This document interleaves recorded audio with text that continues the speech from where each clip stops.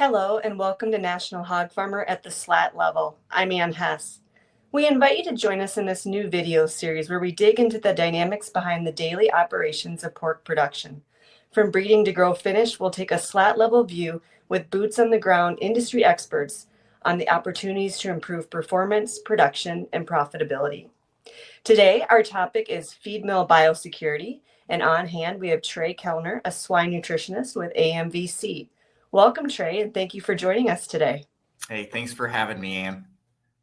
Before we get into our discussion today, I'd like to remind the audience, if you have any questions for Trey, you can post those there in the chat, and we'll be sure to get those over to him.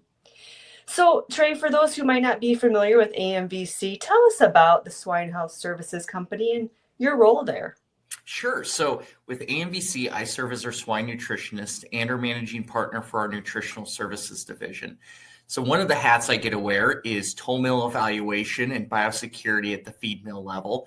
As well, I'm the accountable partner for our Hamlin feed mill here in West Central Iowa.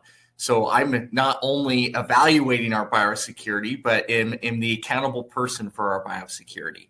And then within that, AMVC as a whole, we're livestock producers first, right? So we're producing, sows, gilts, iso weans, finishing pigs, market pigs, et cetera.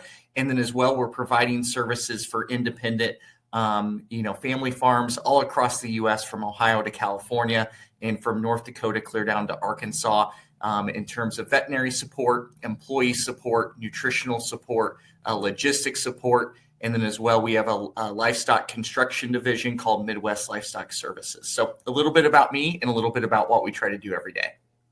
Very good. Well, our topic today is feed mill biosecurity. And I think when the term biosecurity comes up, I think many of us immediately think of on-farm practices. However, I imagine some of these same rigorous principles should extend to other critical points in the production chain, including the feed mill, correct? Oh, for sure, right? So oftentimes we talk about sow farm biosecurity or gilt development biosecurity or boar stud biosecurity.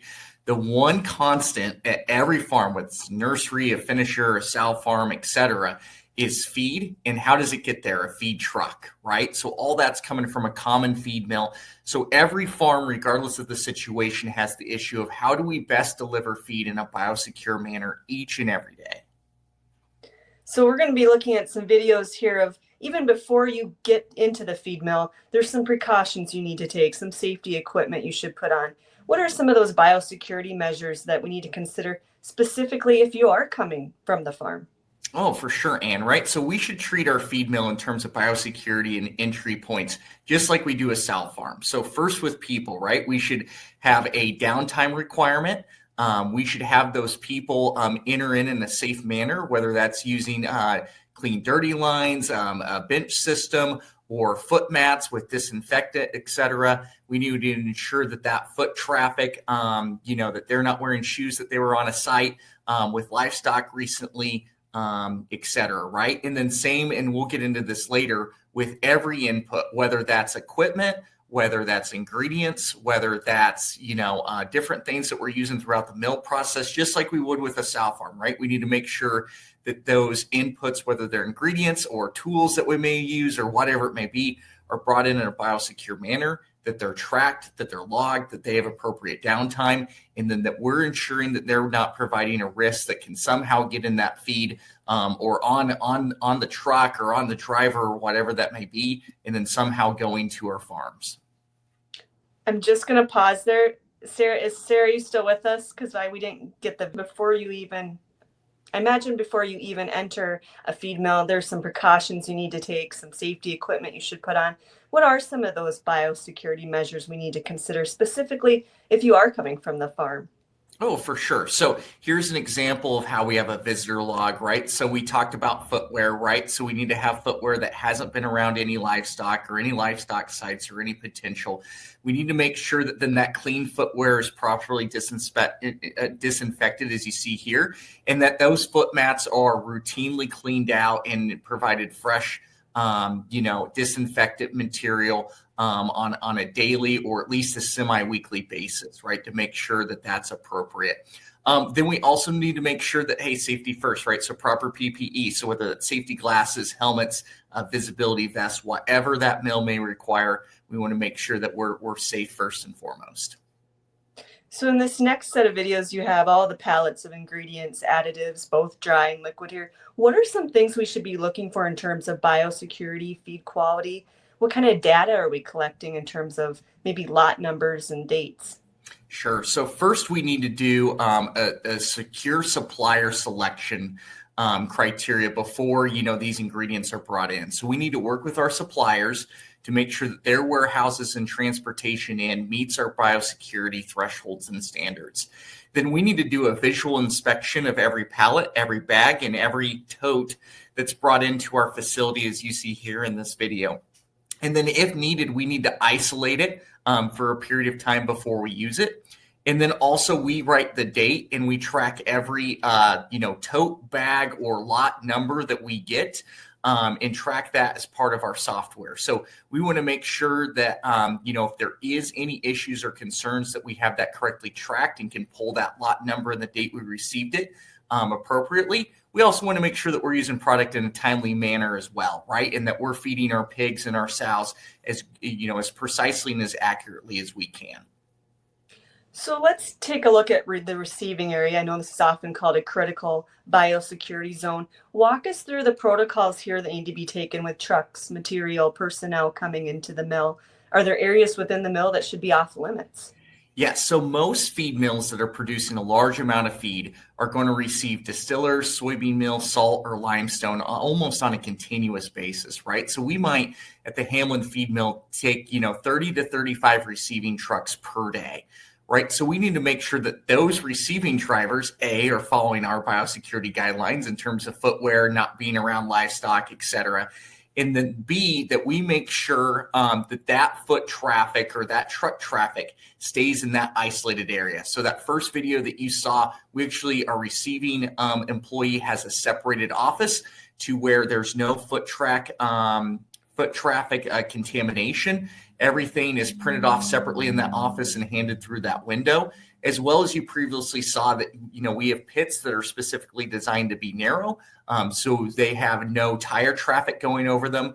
And if there is any spills of any of those ingredients, that ingredient's not then pushed back into the pit with a broom, right? That those ingredients are discarded of and composted correctly. So dust collection. I understand this is an area that AMVC has paid particular attention to, and you've installed a whole system around that.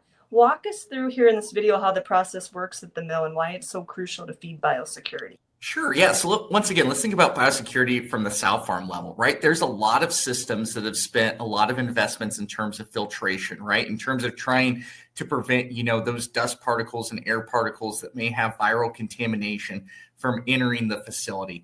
This is no different, right?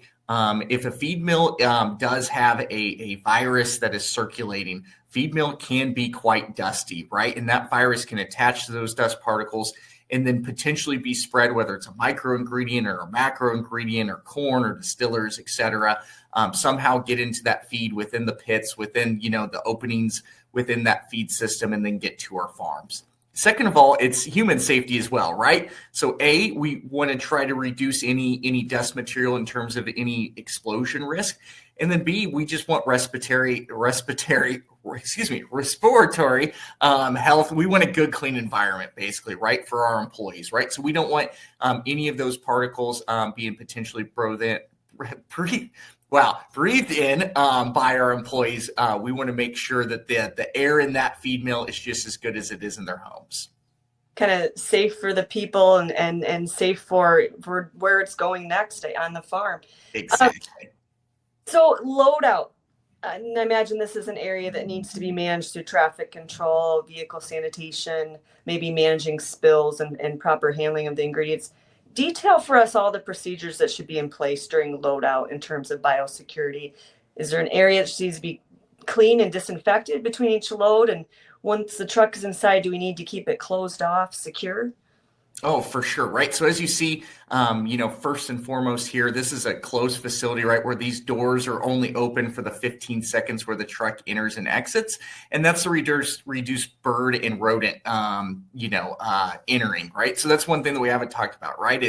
Is potential vectors within a feed mill. So whether that's birds, whether that's rodents, we want to make sure that we have good control over that potential, contamination within a feed mill as well, right? So we're going to try to keep this facility as close as possible. Second of all, then we need to make sure that our trucks are routed correctly in terms of following our biosecurity pyramids, right? So we're going to start, at the highest possible point in terms of scheduling feed deliveries down our biosecurity pyramid. And then we're going to end the day, with a wash before we go back up that pyramid, right? So if we want a high level of biosecurity, we need to make sure that those trucks are following those proper procedures, as well as that loadout area needs to be continually washed and disinfected as many times as you can, practically throughout the week, to ensure that if there is any residue that may contain any potential vectors or anything like that, that's within that driveway or within that scale area as you see this truck enter,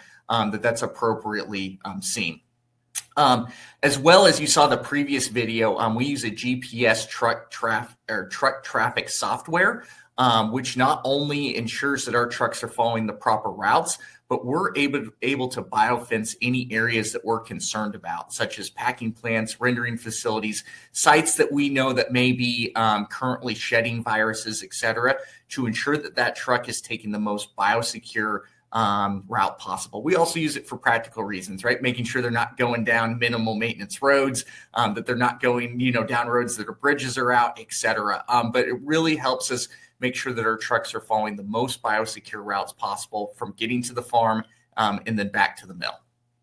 And really taking that safety and biosecurity to another level. Speaking of safety, what are some safety measures the driver, maybe as well as the feed personnel, need to keep in mind when entering the feed mill? Yeah, so just like our sow farms, right? We want to make sure that they're following the proper procedures, whether that's wearing their PPE or, as we talked about earlier, just making sure that they're being biosecure and foot trafficked, right? Then another thing that we'll touch on here just real briefly, we want to make sure that we have a high quality assurance program in terms of the ingredients that we're receiving and then the feed that we're shipping out, both from a food safety perspective, as well as just making sure that we're feeding our pigs as accurately and precisely as we can, right? So we're taking samples of every ingredient that we come in for, and we're retaining those for 6 months. And then we're taking a sample of every feed batch that we make and then storing that for 6 months. We'll do routine analysis on both our ingredients and our feed, both for food safety characteristics and then core nutrition characteristics as well. So what's the bottom line here? What impact can poor biosecurity at the feed mill have on a production site? And, why are these steps crucial to herd health and performance? Yeah, so if you think about biosecurity in terms of like a spider web, right? Your feed mill can be the center part of that web, right? So if your feed mill somehow becomes infected, no matter which route it becomes, it's then has a potential to then spread that vector everywhere, right? To every boar stud that you have, every sow farm, every nursery, every finisher, et cetera. So if there is one place to have clean, and if there is one place to really follow biosecurity procedures, it's your feed mill. The spider web. I like that analogy. Key takeaways, final thoughts to leave our audience. Final thoughts, right? Oftentimes feed mill biosecurity can be ignored, right? There's a lot of traffic in, there's a lot of people in, there's a lot of traffic and people out. I would say it should be treated just like your highest level sow farm within your system, right? It is so important in terms of ensuring that the pigs that we try to feed every day are as healthy and as productive as possible. And we're delivering feed every single day. So we need to make sure that potential risk is mitigated as best as possible. Trey Kellner, AMVC, thank you so much for taking us in the mill today and sharing your expertise. Oh, thanks for the opportunity, Ann. Appreciate it. For more pork production conversations and demos from the slat level, be sure to check out the National Hog Farmer website. For National Hog Farmer, I'm Ann Hess.